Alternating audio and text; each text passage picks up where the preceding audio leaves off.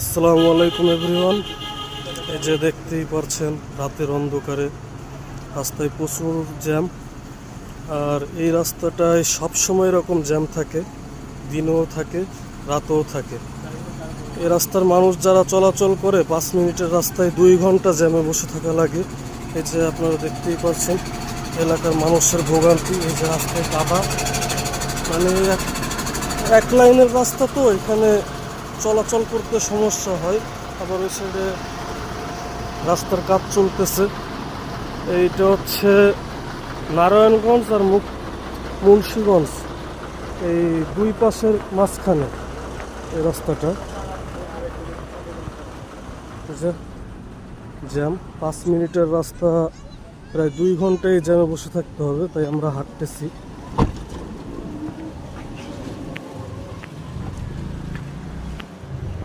প্রচুর জ্যাম, আপনারা দেখতেই পারছেন।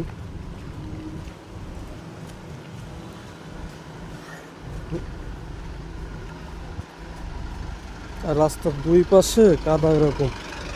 এই কাদার জন্য সাধারণ মানুষের চলাচলের খুব সমস্যা হয়।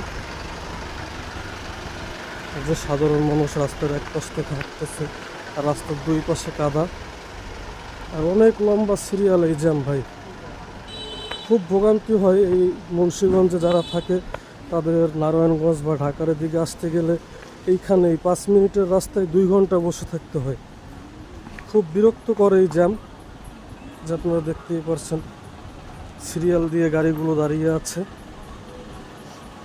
যে মানুষ হাঁটতেছে।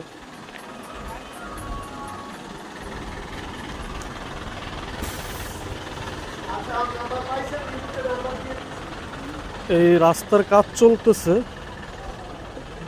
স্বৈরাচার সরকার যখন ছিল উনি তো এই রাস্তার কাজ ধরেছিল, কিন্তু উনি তো 1 বছর নাই, তার জন্য রাস্তার কাজগুলো গ্যাপ পড়ে গেছে।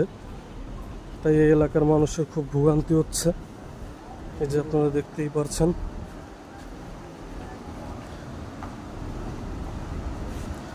তাই ইউনিট সরকারকে অনুরোধ করে বলবো, আপনারা এই রাস্তাটা তাড়াতাড়ি ঠিক করে দেওয়ার ব্যবস্থা করেন, না হলে এলাকায় যে রোগীরা আছে ওনারা রাস্তায় চলাচল করতে সমস্যা হবে।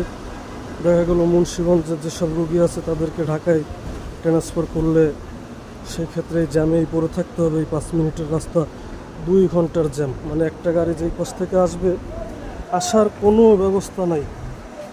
যে দেখতেই পাচ্ছেন